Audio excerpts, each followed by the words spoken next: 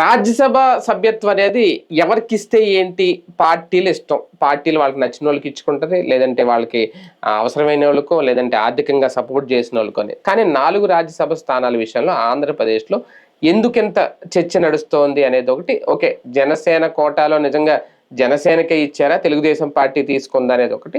అలాగే విజయ్కి ఇవ్వడం మీద కూడా కొన్ని ట్రోల్స్ అయితే నడుస్తున్నాయి. గతంలో ఆయన చిరంజీవి గారిని విమర్శించారు అనేది ఓకే, అది వాళ్ళు నిజంగా జనసేన వాళ్ళు చేస్తున్నారా, లేదంటే టీడీపీకి సంబంధించిన వాళ్ళు చేస్తున్నారా తెలియదు. కానీ మొత్తానికి సామాజిక ఈక్వేషన్ల రూపంలోనే ఇచ్చాము అని చెప్పి టీడీపీ చెప్పుకుంటున్నా, ఇవ్వాల్సిన వాళ్ళకి ఇవ్వలేదు, ఇచ్చిన వాళ్ళు అర్హులా కాదనేది కూడా ఒక అతిపెద్ద చర్చ అయితే నడుస్తుంది. ఇదే అంశం మీద చర్చించే ప్రయత్నం చేద్దాం సార్. వాస్తవానికి రాజ్యసభ సభ్యత్వం ఎవరికి ఇచ్చుకున్నా అది ఇంకా ఒక రకంగా పార్టీలు ఇష్టం.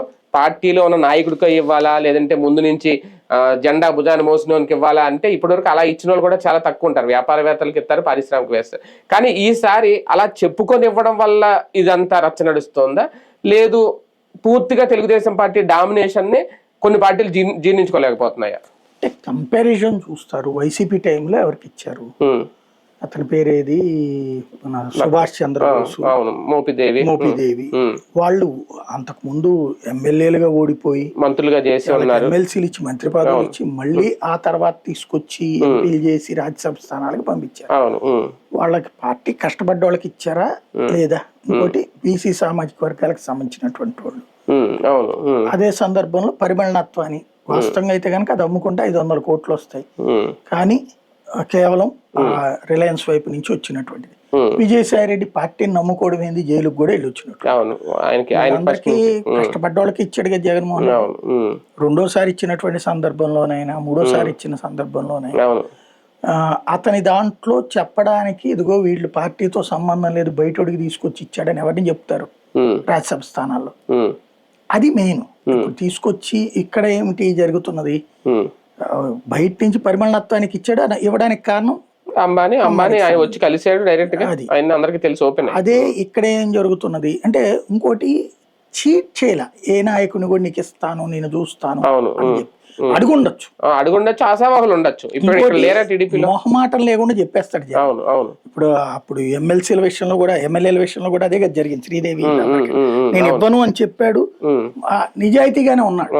తాడికొండ ఇతను ఇచ్చిన 11 మందిలో చూస్తే అయోధ్య రామిరెడ్డి కావచ్చు, అందరూ కూడా పార్టీ కోసమే ఉన్నారు, పనిచేస్తున్నారు కదా. కాబట్టి వీళ్ళెవరూ కూడా బయటోడు, పనికి సంబంధం లేడు. అంతకుముందు మేకపాటికే అదే అతను ఎవరు ఇప్పుడు నెల్లూరు ఎంపీగా చేస్తున్నారు వేమిరెడ్డి, అప్పుడు ఇచ్చిన వీళ్ళందరూ కూడా పార్టీ కోసం చేస్తున్నటువంటి కృష్ణయ్య పార్టీ కోసం పనిచేసినటువంటి వాడే, లేకపోతే మొన్న రాజీనామా చేసినటువంటి వాళ్ళలో పార్టీ కోసం పనిచేసాకనే కదా ఇచ్చింది. ఇది జరిగినాయి అప్పుడు. ఇప్పుడు వచ్చేటప్పటికి ఎవరి కోసం ఇస్తున్నారు అన్నప్పుడు 23 స్థానాలు మాత్రమే వచ్చి క్రిందటిసారి ఓడిపోయినప్పుడేమో వరలరామయ్యని పోటీ చేయించారు. అది గెలవరని తెలుసు, కానీ వరలరామయ్యని పోటీ చేయించారు. అప్పుడు ఏంటి, అయ్యో దళిత బడుగు బలహీన వర్గాలకి జగన్ అన్యాయం చేసేది ఏంది అంటే, జగన్ తన దగ్గర ఉన్న సీటు ఒకళ్ళని తీసేసి ఎస్సీ నుంచి ఇచ్చారులే అని చెప్పి వరలరామయ్యకి ఇస్తారా? అటు ఆయన గొల్లబాబురావుకి వీళ్ళందరూ కూడా ఇచ్చుకొచ్చాడు కదా. అతని దగ్గర అయితే ఆ తేడా ఏం లేదు కదా, పార్టీ కష్టపడ్డటువంటి వాడికి ఇచ్చాడు. నువ్వు ఇచ్చేటప్పటికి వరలరామయ్యకి ఏమో ఓడిపోయేటప్పుడు ఇస్తావా?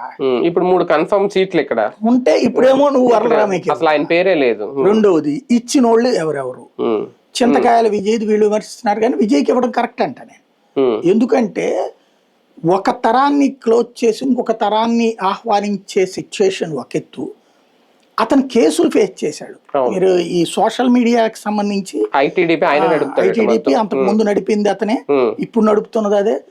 డిజిటల్ తెలుగుదేశం నడిపింది 2019-24 మధ్యలో, జగన్ టైంలో అతనే కదా. అతని మీద కేసులు కూడా పెట్టారు కదా చింతకాయల విజయ్ మీద చాలా సార్లు. అంటే అతను అవన్నీ ఫేస్ చేశాడు కదా.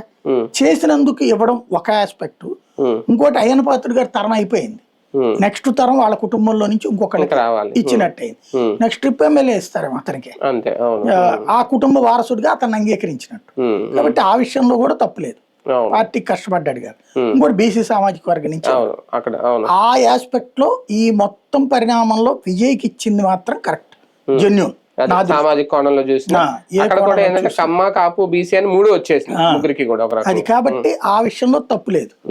రెండవది వచ్చేటికి భాష్యం రామకృష్ణది మాత్రం ప్యూర్లీ కార్యకర్తకి మోసం చేయడం, అది డబ్బుల కోసం చేస్తున్నారా లేకపోతే పలుకుబడి కోసం చేస్తున్నారు. అంతకుముందు కనకమేడల రవీంద్ర కుమార్ ఏంటి అప్పుడు ఏది వరలరామయ్యకి ఇస్తున్నారని ప్రచారం చేసి, కనకమేడల రవీంద్ర కుమార్ ఎప్పుడు తెలుగుదేశం కార్యకర్త, సింపతైజరు అనేటటువంటి పదాన్ని వాడుకోవచ్చు మనం. ఈయన కూడా సింపతైజర్ అవచ్చు భాష్యం రామకృష్ణ. కానీ కష్టపడ్డటువంటి నాయకులు కుప్పలు తెప్పలు ఉన్నారు, వెయిట్ చేస్తున్నాడు. ఇంకోటి ఆ మాట్లాడగలిగిన బాధ్యతాయుతమైనటువంటిది ఒక ప్లానింగ్ గా ఉండగలిగినటువంటి వాళ్ళని తీసుకురావాలి కదా పదవిలోకి. పార్టీ కోసం అర్హం శ్రమించిన వాళ్ళు. అసలు ఈ రాజ్యసభ అంశం మొదలైనప్పటి నుంచి కూడా బాగా వినిపించిన పేరు రాజేష్ పేరు బాగా వినిపించింది. ఆ చింతకాయల విజయ్ పేరు కంటే సానా సతీష్ రాజేష్ 2 కన్ఫర్మ్ అని చెప్పి వాళ్ళ పత్రికలు రాసినాయి. కానీ లాస్ట్ లో ఆ ట్విస్ట్ అంటే లోకేష్ గారికి 2 సన్నిహితులే, ఈయన చింతకాయల విజయ్ సన్నిహితుడే, ఆయన సన్నిహితుడే ఇద్దరు. కానీ ఆయన పక్కన అంటే ఈయన కోసం ఆయన పక్కన పెట్టాల్సి వచ్చిందా లేదంటే ఇక్కడ ఏం జరిగింది అనుకోవాలి? అంటే నాకు అనిపించిన విషయం ఏంటంటే, ఒకటి లోకేష్ అయితే ఆ ఇద్దరికి కావాలనుకున్నాడు. వాస్తవంగా ఆ 2 సీట్లు ఉన్నప్పుడు వాళ్ళిద్దరికి ఇవ్వడం కష్టం అనుకోవచ్చు. 3 ఉన్నప్పుడు ఇవ్వచ్చు విజయ్కి, ఇది అతనికి రాజేష్కి. కానీ ఇక్కడ ఏంటంటే మరి చంద్రబాబు గారు ఏ ఒత్తిడికి లొంగారు, భాష్యం రామకృష్ణ ఒత్తిడికి లొంగడమే ఇక్కడ లోకేష్కి శాపం. అయితే మొన్న ఎప్పుడైతే తెలుగుదేశం పార్టీ రాష్ట్ర కమిటీ కొత్తది అనౌన్స్ చేసి రాజేష్ కి అప్పుడు ఏదైతే నేషనల్ పోస్ట్ ఏదో వచ్చినట్టు వైస్ ప్రెసిడెంట్ అక్కడతో అతనికి ఆపేశారన్న సంగతి అర్థమవుతుంది. అంటే కిలార్ రాజేష్ అనే వ్యక్తి ఫస్ట్ నుంచి ఈయన వెంటే ఉంటారు, బాగా ఇతనికి కాలేజీ డేస్ నుంచి ఇతనితో కలిసి ఉన్నటువంటి అలాంటి వ్యక్తి. ఇంకోటి ఏంటంటే పాదయాత్రలో కూడా ఈయన కూడా తిరిగారు, అబ్జర్వ్ చేస్తే కనిపిస్తా ఉంటాడు ఆయన. రాజేష్ ఓ రకంగా చెప్పాలంటే రాజశేఖర రెడ్డి కేవీపీ అట్లాగో లోకేష్ అట్లాగో. ఇంకోటి ఏంటంటే అతనికి ఆ పదవి కావాలని కూడా అతను అడగలేదు. ఆ పదవి కావాలన్నటువంటి ఫీలింగ్ లోకేష్ కి ఎందుకు వచ్చిందంటే, ఇప్పుడు ఎవరన్నా నాయకుడికి ఫోన్ చేసి నేను రాజేష్ మాట్లాడుతున్నాను అంటే ఎవరు నువ్వు అంటారు వాళ్ళు. నేను లోకేష్ గారి తరపున అంటే లోకేష్ గారి తరపున మేము ఎప్పుడు చూడలేదు, మేము ఎప్పుడు వినలేదే అంటారు. ఇప్పుడు పార్టీ పదవి అంటే పార్టీలో చాలా మంది వైస్ ప్రెసిడెంట్లుగా ఉంటారులే అంటారు. అదే రాజ్యసభ సభ్యుడు లోకేష్ గారి తరపున అన్నప్పుడు సహజంగా కొంత రెస్పెక్ట్ ఉంటుంది. అంటే కాన్స్టిట్యూషనల్ పోస్ట్ ఒకటి ఉండాలి, పార్టీ పరమైన డిజిగ్నేషన్ ఒకటి ఉండాలనేది లోకేష్ ఉద్దేశం. కానీ మరి చంద్రబాబు గారు ఒత్తిడికే లొంగారా లేకపోతే గనక భాష్యం రామకృష్ణ గారు డామినేట్ చేశారు అక్కడ చూడాలి. అంటే ఇద్దరు ల్యాబీలే, అదే కదా. ఈ ల్యాబీల్లో సానా సతీష్ ల్యాబిస్టే, రామకృష్ణ ల్యాబిస్టే, రాజేష్ ల్యాబిస్టే. లోకేష్ గారి ల్యాబీజ్ అని పక్కన పెట్టేసి ఈ చంద్రబాబు గారి ల్యాబీజ్ అంటే ఇప్పుడు దాంట్లో కోటా పంచుకోవడం లెక్క చూస్తే పార్టీ కోటాలో చింతకాయల విజయ్, ఇతని కోటాలో చంద్రబాబు గారి కోటాలోనేమో భాష్యం రామకృష్ణ, అంతే. తర్వాత లోకేష్ కోట. అంటే ఒక్కొక్కళ్ళు ఒక్కొక్క పంచుకున్నట్టు. అంటే కిలార్ రాజేష్ కి ఇస్తే మళ్ళీ సామాజిక వర్గం డామినేషన్ పెరిగిపోద్దని ఆలోచించారా? 2 కమ్మ అయిపోతే అందుకని ఆపారు నాకు అర్థమైనంత వరకు. ఇంకోటి రెండేంటి ఇప్పుడు 2 కమ్మ 1 కాపు అయింది. అందుకని బీసీకి చింతకాయల విజయ్కి ఇచ్చారు, సరిపోయింది. అది అందుకని ఆగారు. అది ఫస్టే వచ్చింది ఆ పదం. నేను మొదట వీడియో చేసిన రోజునే ఇట్లా కిలార్ రాజేష్ కి జరుగుతోంది అన్నటువంటి సందర్భంలోనే నేను ఆ వీడియోలోనే మెన్షన్ చేశా, 2 కమ్మ అవుతారు అప్పుడు మరి చంద్రబాబు గారు ఒప్పుకుంటారు లేదు తెలదు, 3 కమ్మ అంటే కాబట్టి అన్నటువంటిది. ఇప్పుడు ఇతను కాపు అవుతాడు ఇంకోటి సానా సతీష్.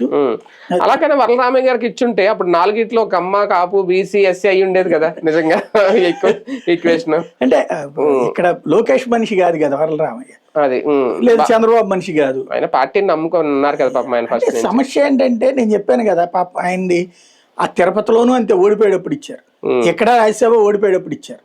ఇప్పుడు అంటే ఆయన గిఫ్ట్ ఏంటంటే వాళ్ళ అబ్బాయిని ఎమ్మెల్యే చేయడు, కనీసం ఆయన మంత్రిని కూడా భవిష్యత్తులో ఏమైనా ఉంటది ఆయనకు ఒక అవకాశం ఇంకా మేబీ ఇంకా మళ్ళీ ఈ 2 టర్ములు ఉన్నాయి కాబట్టి ఆయన ఏది నాకు ఈయన చూస్తే మోతుకుపల్లి గుర్తుకొస్తాడు.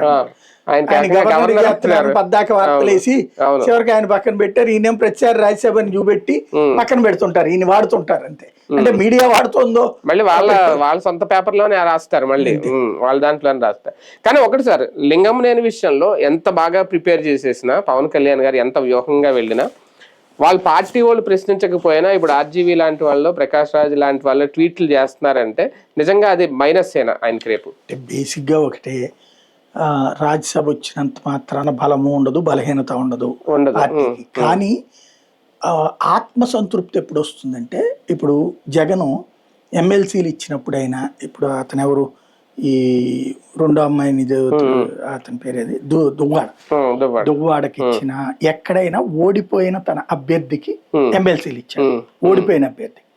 లేదంటే ఇంకొక పదవి ఏదో ఒకటి ఇచ్చి పొజిషన్ లో కూర్చోబెట్టాడు. ఇప్పుడు 23 మంది ఓడిపోయారు. ఆ 23 మందికి దాదాపు ఇచ్చారు కదా, కుప్పంలో భరత్ దగ్గర నుంచి అనేక మందికి ఇచ్చుకుంటూ వచ్చారు కదా. అటు తను న్యాయం చేసినా కూడా అన్యాయం అని మాట్లాడిన వాళ్ళు, ఇక్కడ వీళ్ళు న్యాయం ఎందుకు చేయట్లేదు? ఇప్పుడు 11 మంది ఓడిపోయారండి, వాళ్ళకి రేపు ఏమైనా ఎమ్మెల్సీలు ఇస్తే మంచిదే, అంతే కదా. 11 సీట్లు వచ్చిన చోట 11 సీట్లు ఓడిపోయారు. ఆ ఓడిపోయిన చోట్ల ఓడిపోయిన అభ్యర్థికి కనుక ఎమ్మెల్సీలు ఇస్తే గ్రేట్, రెస్పెక్ట్ ఇవ్వచ్చు వీళ్ళకి. అదే సందర్భంలో వీళ్ళ కోసం ఇప్పుడు రాజీనామాలు చేసిన వాళ్ళు ఉన్నారు ఎమ్మెల్సీలు, వాళ్ళకి ఇవ్వాలి కదా. వాళ్ళు ఒక 6-7 ఉన్నారు కదా, ఇవ్వాలి కదా. రాజ్యసభ అయితే ఇచ్చేశారు, అయిపోయింది. ఇక నెక్స్ట్ అయినా సరే పార్టీ వాళ్ళు చర్చించుకునేటప్పుడు అమ్మా మంచి న్యాయం చేశారా అనే ఫీలింగ్ రప్పించడం అనేది వీళ్ళ బాధ్యత. రప్పించలేకపోయారు అనుకోండి, ఏం జగన్కి ఎవరైనా వెళ్ళి ఎదిరించి మాట్లాడారా ఏంటి? లేదు కదా. తర్వాత పవన్ కళ్యాణ్కి అయినా సరే ఎవడు ఎదిరించే మాట్లాడు. తర్వాత పవన్ కళ్యాణ్ ఆలోచించుకోవాల్సింది ఏంటంటే, ఇప్పుడు నాగబాబుకి ఇచ్చారంటే అభ్యంతరం తప్పు పట్ట, ఆయన హరిప్రసాద్ గారికి ఇచ్చిందని తప్పు పట్ట. కానీ రాజ్యసభ ఇచ్చేటటువంటి సందర్భంలో ఎమ్మెల్యేల విషయంలో మనం వదులుకున్నాం 10-11, రాజ్యసభ వదులుకోవడం ఏంటి మనం? పైగా ఇంక ఇంతేనా కోట అంటే 21 ఇది 2 లోక్సభ ఎంపీలు, ఒక రాజ్యసభ, ఇంతేనా ఈ టర్మ్ లో? ఇది ఇంకా ఈ 3 years ప్రతి టర్మ్ కి ఒకటి ఇస్తామన్నారట కదా. అంటే ప్రతి టర్మ్ కంటే ఇంకా మళ్ళీ 29 కదా ఈ టర్మ్ 28లో వస్తుంది. 28లో ఒకటి వస్తుంది, 29లో ఒకటి వస్తుంది, 27లో వస్తుంది అనుకుంటా ఒకటి, 27లోనే 28లో. మీకు టోటల్ గా వైసీపీ అధికారంలోకి వచ్చాక 5 ఏళ్లలో 11 మంది అయ్యారు వాళ్ళకి. ఆ పరిస్థితి వీళ్ళకి కూడా వస్తుంది. కానీ లింగంనేని ఎంపికతో ఎంత కట్టడి చేసినా పార్టీలో అసహనం అనేది కనిపిస్తుందా, కనిపించకుండా మేనేజ్ చేశారు. వాస్తవంగా అయితే ఈ పవన్ కళ్యాణ్ ఈ 10-15 రోజుల హైడ్రామా క్రియేషన్ ఎవరు నోరు మీద పట్ల, వెరీ రేర్ గా ఎక్కడో చిన్న కామెంట్ పెట్టినా అంటే వాళ్ళని తిట్టేసి కంట్రోల్ చేస్తారు. దానికి కమిటీ పెట్టినట్టున్నారు. నాకు నవ్వు వచ్చింది ఏంటంటే, వీళ్ళు కామెంట్ చేసాడు మొన్న ఇయే అనమాట, గవక్కన ఆవేశంలో మనకి పార్టీకి ఆర్థికంగా కూడా వెనుదన్నుగా నిలబడ్డాడు. ఎవరు వెనుదన్నుగా నిలబడ్డారంటే డబ్బులు కమ్ముకున్నట్టు అవుతుంది, అప్పుడు ఆర్థికంగా వెనుదన్నుగా నిలబడ్డారు. అంతే కదా. ప్రాక్టికల్ గా ఒకటి, లింగమనేని ఇంట్లోనే కదా బాబు గారు ఉండేది, మరి అప్పుడు పవన్ కళ్యాణ్ మనిషి ఎట్ట అయ్యాడు ఆయన? లింగమనేనికి సంబంధించిన ఆస్తుల విషయంలోనే కదా అమరావతిలో అతని భూముల మీదకి అలైన్మెంట్ ఆ పక్క నుంచి వెళ్ళింది. అంటే ఎవరు మనిషి? ఇలా మనిషే కదా. అదే పవన్ కళ్యాణ్ మనిషి ఎట్ట అయ్యాడు? జనసేన మనిషి ఎట్ట అయ్యాడు? జనసేనకి తెలుగుదేశం మధ్య అనుసంధానకర్త, అమెరికాకి ఇరాన్కి మధ్యన పోస్ట్ మ్యాన్ ఉద్యోగం చేస్తున్నది ఎవరు? పాకిస్తాన్. ఇప్పుడు ఈయన అట్టంటోడు, ఇద్దరు స్నేహంగానే ఉన్నట్టే ఉంటారు, కానీ అంతర్లీనంగా ఉంటది.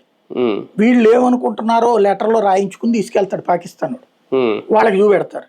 వాళ్ళు ఏమనుకుంటున్నారో రాసుకుని తీసుకొచ్చి వాళ్ళకి చూపెడతాడు. అట్లాగే ఇక్కడ కూడా చంద్రబాబు గారు ఏమనుకుంటున్నారు పవన్ కళ్యాణ్కి, పవన్ కళ్యాణ్ ఏమనుకుంటున్నారు చంద్రబాబుకి చూపెడతా. ఈ 5 ఏళ్ల పీరియడ్ లో ఇద్దరి మధ్యన కమ్యూనికేషన్ మళ్ళీ పెంచడంలో సక్సెస్ అయ్యాడు. వాస్తవంగా ఏమాత్రం కృతజ్ఞత ఉన్నా తెలుగుదేశం కోటాలో పంపించాలి అతను. అంతే కదా. ఎందుకని? తెలుగుదేశం లబ్ధి పొందింది, తెలుగుదేశానికి దూరమైన పవన్ కళ్యాణ్ దగ్గర చేసిన వాళ్ళు లింగమనే.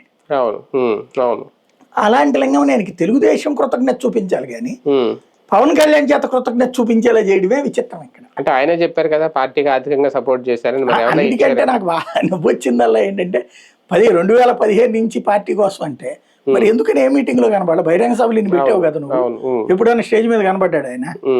లేదా కార్యకర్తల మీటింగ్ లో, నాయకుల మీటింగ్ లో పెట్టావు కదా, ఎప్పుడైనా కనబడ్డాడు అక్కడ? మరి లేనోడు 2015 నుంచి పార్టీ కోసం కష్టపడ్డాడంటే సెక్యూరిటీ గన్మెన్ కూడా అప్పటి నుంచి కష్టపడి ఉంటారు. అంతే మరి, వాళ్ళకు కూడా ఈ మరి ఎప్పుడు అదే కదా. రైట్, చూద్దాం. మొత్తానికి రాజ్యసభ సభ్యుల విషయంలో అయితే ఓకే, అనుకున్నట్టుగా జరిగిందా, కొన్ని మార్పులు జరిగినాయి ఖచ్చితంగా. ఎందుకంటే కిలా రాజేష్ గారికి వస్తుందని ముందు నుంచి వీళ్ళే చెప్పారు. ఆయన ఎందుకు పక్కన పెట్టారు, విజయ్కి ఇవ్వడంలో తప్పలేదు. కానీ ఈ ఈక్వేషన్స్ విషయంలో ఖచ్చితంగా జనసేనలో కాస్తంత అసహనం, అసంతృప్తి అయితే కనిపిస్తుంది. అది పైకి రాకుండా జాగ్రత్తగా మేనేజ్ చేసేసారు పవన్ కళ్యాణ్ గారు. ఆ విషయంలో సక్సెస్ అయ్యారు అనుకోలేము.